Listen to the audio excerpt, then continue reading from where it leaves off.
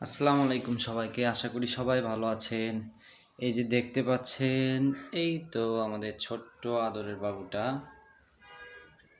তো এর নাম অনেকেই কমেন্টে বলছিলেন, তো এর নাম কি রাখা যায়।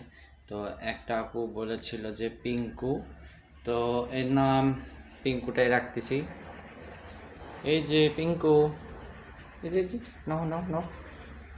হ্যাঁ, এই তো সুন্দর বাবু। এই যে পিঙ্কু কিন্তু সুন্দর মুড়ি খাওয়া শিখে গেছে। ও আমাদের সাথে সব খায়, ভাত, তারপর ফল।